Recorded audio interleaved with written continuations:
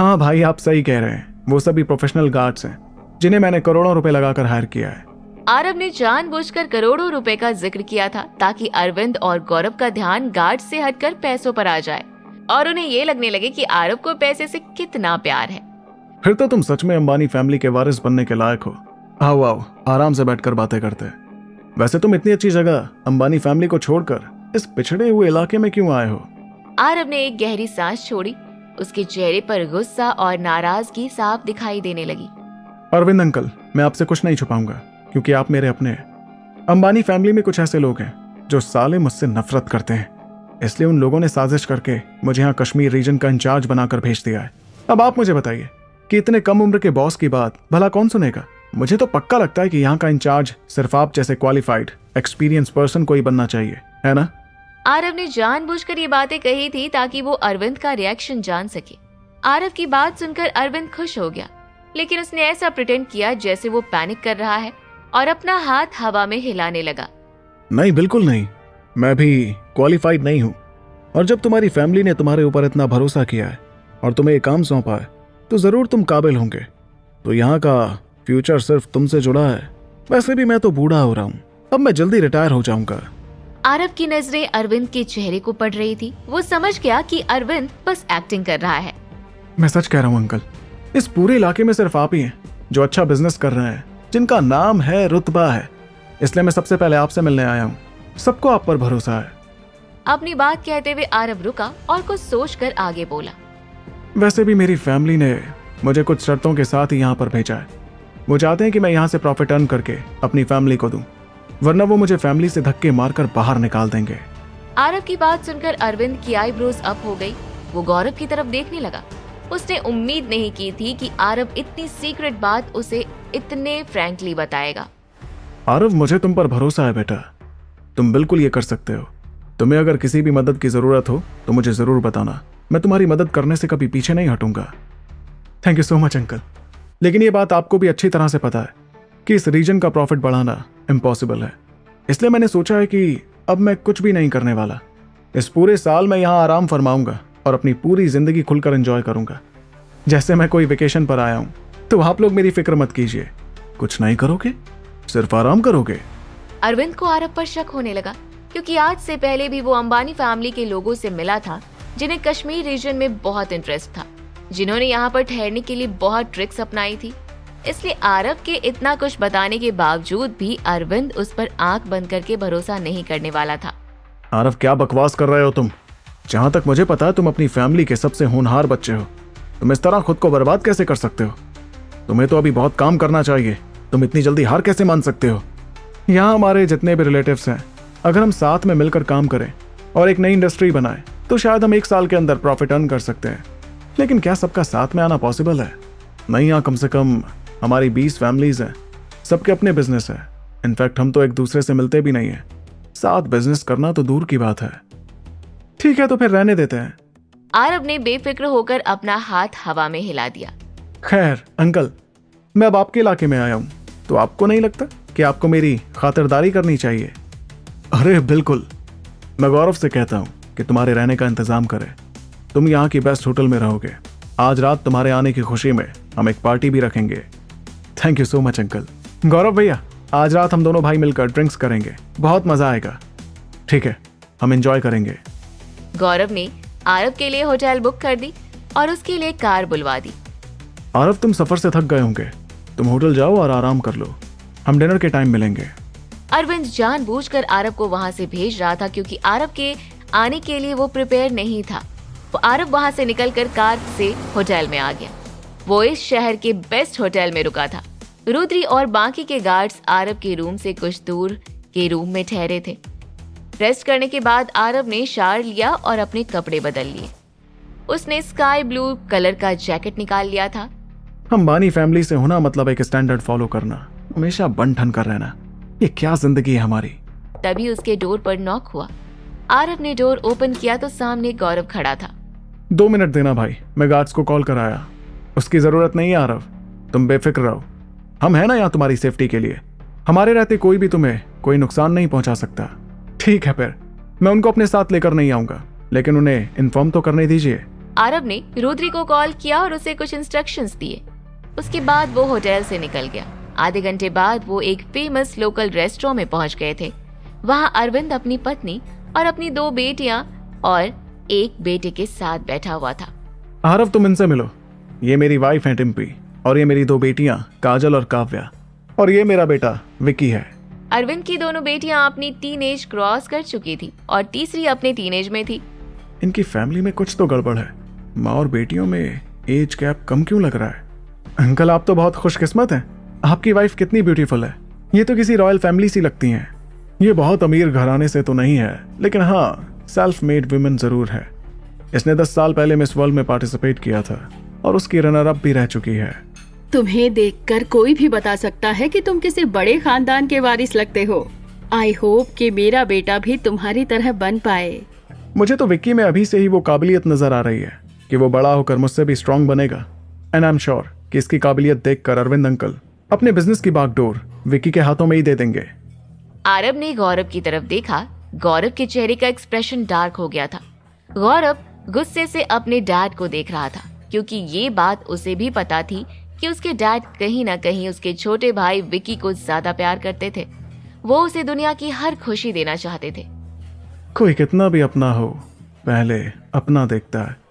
मतलब मेरा शक सही है कि ये दोनों गौरव और विक्की सगे भाई नहीं है।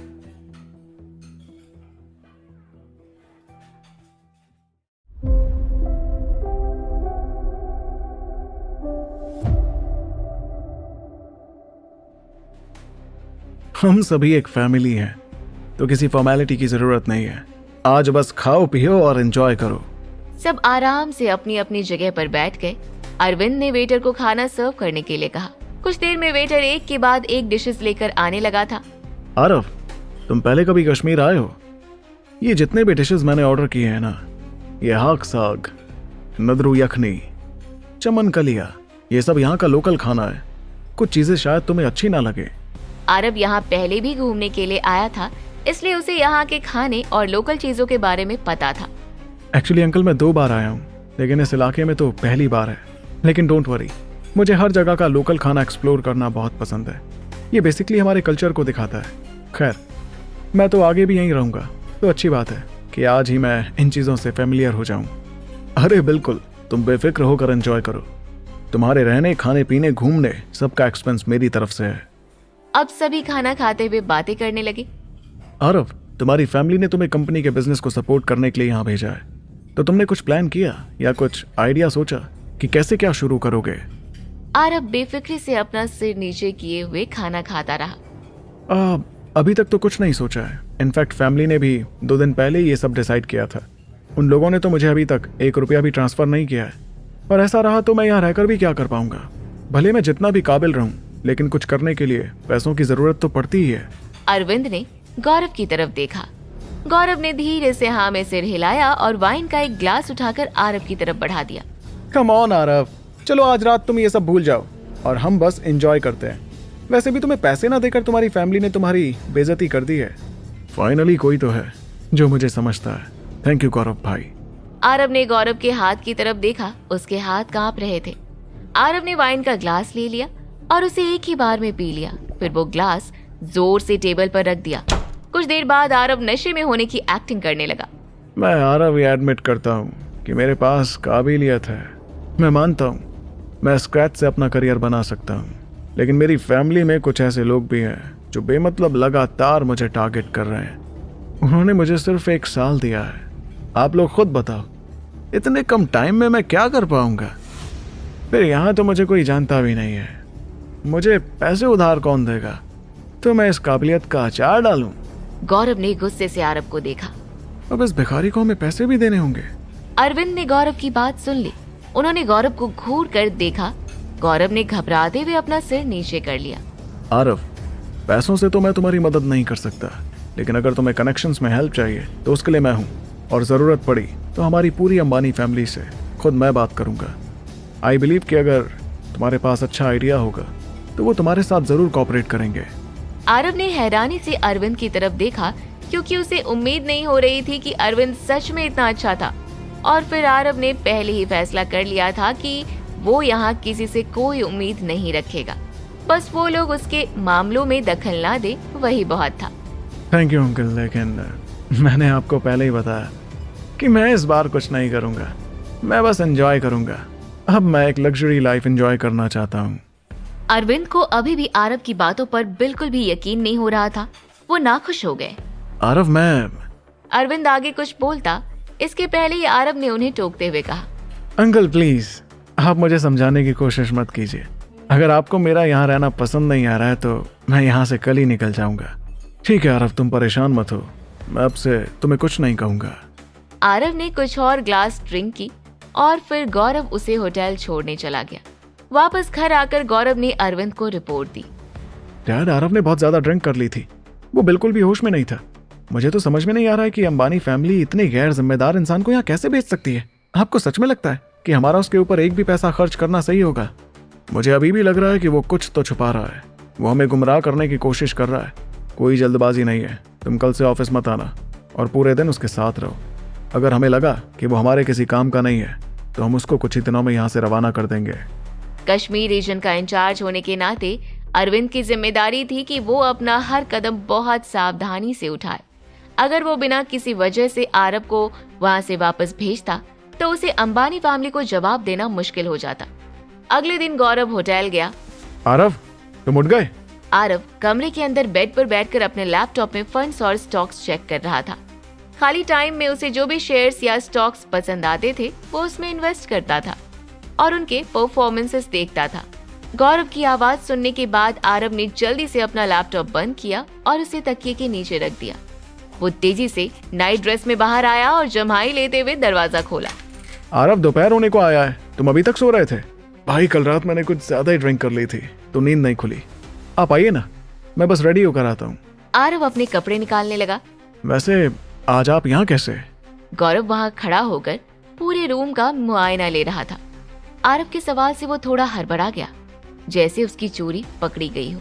वो डैड ने कहा कि हमें तुम्हारी अच्छे से खातिरदारी करनी है, इसलिए उन्होंने मुझे तुम्हारे पीछे लगा दिया है। वैसे यहाँ कोई घूमने लायक जगह है क्या? मुझे नहीं लगता। वही खाना पीना, पहाड़, पेड़, बस कुछ स्पेशल नहीं है। आरव वॉशरूम में जा चुका था। ब्रश करने के बाद उसने पानी का एक सिप लिया और अपना मुंह धोकर उसे फेंक दिया। तो यहाँ सबसे ज्यादा इंटरेस्टिंग और एक्साइटिंग क्या है? एक्साइटिंग एक जगह है। मैं वहाँ गया तो नहीं हूँ। डैड को पता चला तो प्रॉब्लम हो जाएगी। आरव के चेहरे पर स्माइल आ गई। डरपोक। एक नाइट क्लब है जहाँ हम गैम्बलिंग खेल सकते हैं। वहाँ बहुत ब्यूटीफुल लेडीज होती हैं। मैं वैसी जगह पर जाता तो नहीं हूँ, लेकिन अगर तुम जाना चाहो तो मैं डैड से पूछकर तुम्हें लेकर जा सकता हूँ।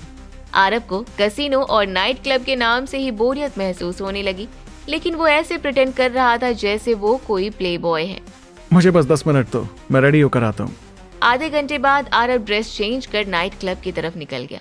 उसने रुद्री को इंस्ट्रक्शंस दिए कि वो अपने कुछ बॉडीगार्ड्स लेकर उनका पीछा करते हुए नाइट क्लब तक आए। ये नाइट क्लब एक लोकल गुंडा रन करता है। वो बहुत पावरफुल है, तो यहाँ बस कोई परेशानी खड़ी मत करना, वरना हमारे लिए प्रॉब्लम खड़ी हो जाएगी। डोंट वरी, मुझे नहीं लगता कि मेरी वजह से किसी को कोई परेशानी हो सकती है। आरव नाइट क्लब के अंदर बढ़ ही रहा था, लेकिन 2 गार्ड्स ने उन्हें बाहर ही रोक लिया। गौरव ने उनसे बातें की और फिर उन लोगों ने उन्हें जाने दिया। दोनों ने अभी अंदर कदम रखा ही था, तभी 2 खूबसूरत लड़कियां उनके पास आ गई। तुम्हें पता है इस जगह को नाइट क्लब क्यों कहा जाता है? इसका मेन रीजन ये खूबसूरत बालाएं हैं। आरव ने मुस्कुराते हुए हाँ में सिर हिला दिया। वो लड़कियां सच में बहुत खूबसूरत थी। सर, मैं आपकी कैसे मदद कर सकती हूँ? आप चाहे तो मैं आपको फुल बॉडी मसाज भी दे सकती हूँ। क्या सोच रहे हो, बॉडी मसाज करवानी है? हाँ बिल्कुल, लेकिन पहले मैं कुछ गेम्स खेलना चाहता हूँ। यहाँ कैसीनो भी था ना? गौरव उन 2 लड़कियों की तरफ मुड़ गया। हमें कैसीनो लेकर चलो। वो दोनों आरव को एलिवेटर से 3rd फ्लोर तक लेकर आ गई। एलिवेटर का डोर जैसे ही ओपन हुआ, उनकी नजर वहां बने कैसीनो पर पड़ी, जहां कम से कम 200 से 300 लोग खड़े हो सकते थे। अभी दिन का समय था, लेकिन अभी भी वहां करीब 100 लोगों की भीड़ थी। सर, आप चिप्स एक्सचेंज करना चाहते हैं? मैं तुम्हारे लिए 1 लाख रुपए का चिप्स एक्सचेंज कर लाता हूँ, चलेगा? 1 लाख का? 1 लाख कोई आम आदमी के लिए बड़ी बात थी, लेकिन अंबानी परिवार के यंग जनरेशन के बच्चों की पॉकेट मनी भी इससे ज्यादा होती थी। आरव के चेहरे पर कोई एक्सप्रेशंस ना देखकर गौरव जल्दी से उसके आगे आ गया। आरफ, तुम्हें ये पैसे कम लग रहे हैं क्या? यहाँ का कैसीनो बहुत बड़ा नहीं है, तुम 1 लाख से भी बहुत देर तक खेल सकते हो। ये कैसी बात कर रहे हैं आप गौरव भाई? तुम लोग मेरा सारा खर्चा, खाने पीने का, रहने का हर खर्चा उठा रहे हो, फिर ये इतना कम कैसे हो सकता है?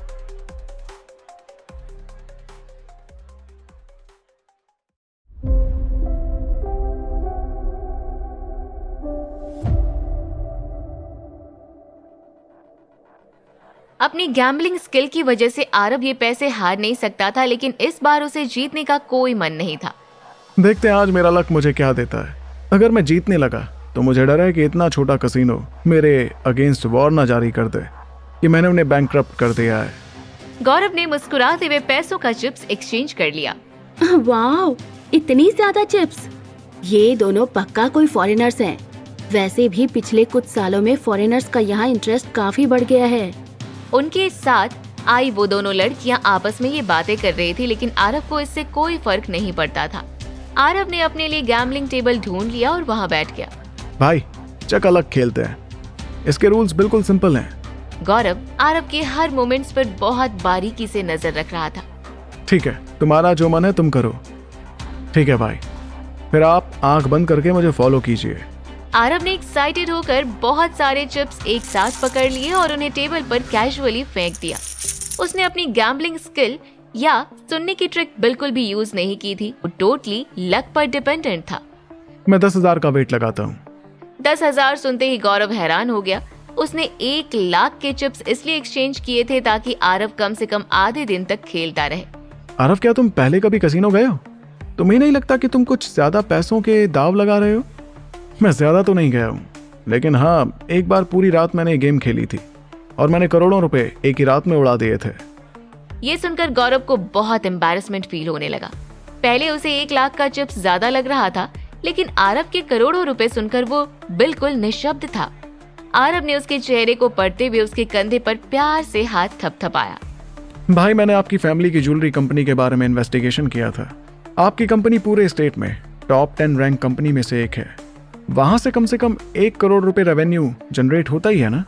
आजकल ज्वेलरी का बिजनेस कुछ खास नहीं चल रहा, इसलिए कंपनी में प्रॉफिट भी कम हो गया है। और तो और हमारा सारा बिजनेस मेरे डैड संभालते हैं, मैं तो बस सैलरी पर जिंदा हूँ। आरव को हंसी आने लगी, लेकिन वो अपने चेहरे पर सीरियस एक्सप्रेशंस रखा हुआ था। सैलरी? आप अपने ही डैड की कंपनी में सैलरी पर चल रहे हो? क्यों, इसमें कुछ गलत है क्या? इसमें कुछ गलत नहीं है, लेकिन जैसे कि आपकी ऑलरेडी शादी हो चुकी है तो आपकी खुद की प्रॉपर्टी होनी चाहिए।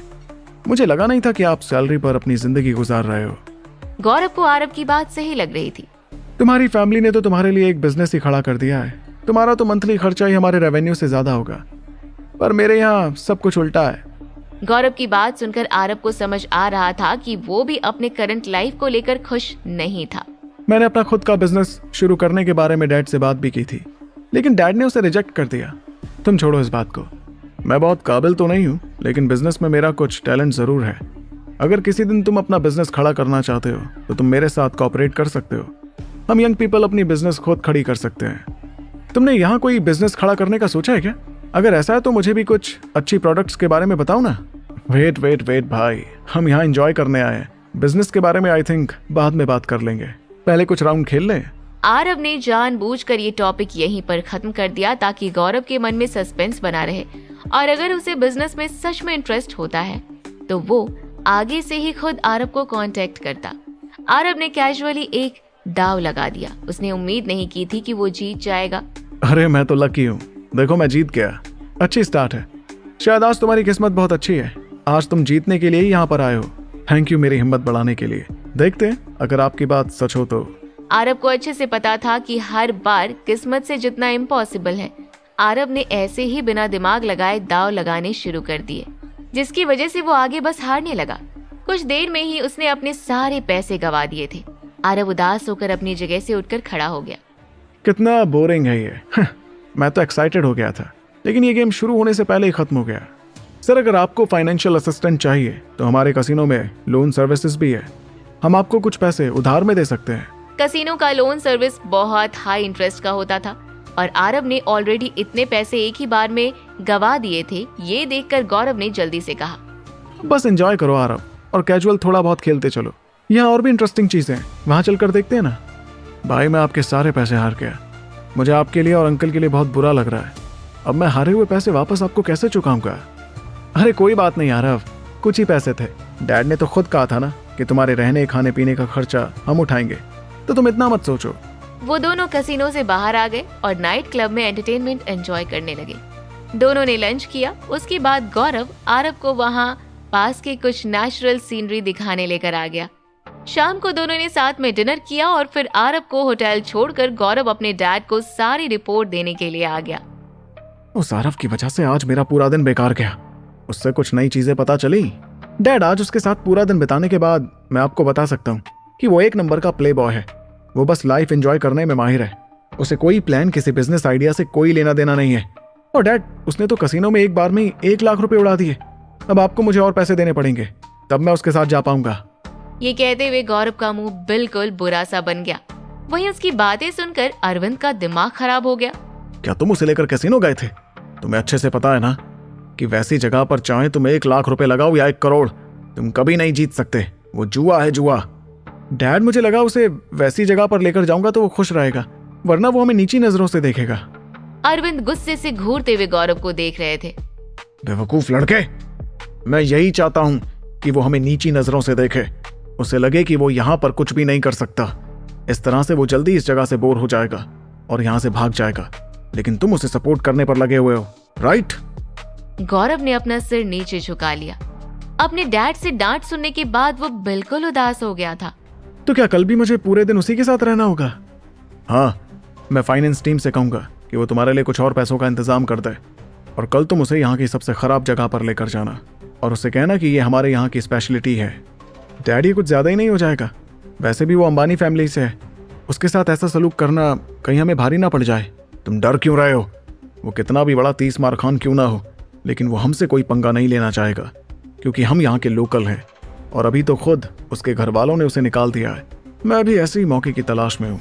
जब हम उसे यहाँ से धक्के मार कर निकाल दें, तब हमारे सारे रिलेटिव्स, कोई उसके सपोर्ट में खड़ा ही नहीं होगा।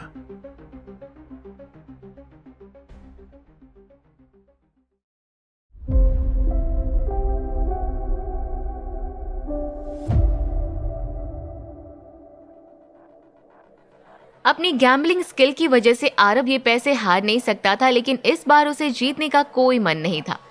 देखते हैं आज मेरा लक मुझे क्या देता है। अगर मैं जीतने लगा तो मुझे डर है कि इतना छोटा कसिनो मेरे अगेंस्ट वॉर ना जारी कर दे कि मैंने उन्हें बैंकक्रप्ट कर दिया है। गौरव ने मुस्कुराते हुए पैसों का चिप्स एक्सचेंज कर लिया। वाह, इतनी ज्यादा चिप्स! ये दोनों पक्का कोई फॉरेनर्स हैं। वैसे भी पिछले कुछ सालों में फॉरेनर्स का यहाँ इंटरेस्ट काफी बढ़ गया है। उनके साथ आई वो दोनों लड़कियां आपस में ये बातें कर रही थी, लेकिन आरव को इससे कोई फर्क नहीं पड़ता था। आरव ने अपने लिए गैम्बलिंग टेबल ढूंढ लिया और वहां बैठ गया। भाई, चक अलग खेलते हैं। इसके रूल्स बिल्कुल सिंपल हैं। गौरव आरव के हर मोमेंट्स पर बहुत बारीकी से नजर रख रहा था। ठीक है, तुम्हारा जो मन है तुम करो। ठीक है भाई, फिर आप आंख बंद करके मुझे फॉलो कीजिए। आरव ने एक्साइटेड होकर बहुत सारे चिप्स एक साथ पकड़ लिए और उन्हें टेबल पर कैजुअली फेंक दिया। उसने अपनी गैम्बलिंग स्किल या सुनने की ट्रिक बिल्कुल भी यूज नहीं की थी। वो टोटली लक पर डिपेंडेंट था। मैं 10,000 का वेट लगाता हूँ। 10,000 सुनते ही गौरव हैरान हो गया। उसने 1 लाख के चिप्स इसलिए एक्सचेंज किए थे ताकि आरव कम से कम आधे दिन तक खेलता रहे। आरव, क्या तुम पहले कभी कसिनो गए हो? तुम्हें नहीं लगता कि तुम कुछ ज्यादा पैसों के दाव लगा रहे हो? मैं ज्यादा तो नहीं गया हूँ, लेकिन हाँ, एक बार पूरी रात मैंने गेम खेली थी और मैंने करोड़ों रुपए एक ही रात में उड़ा दिए थे।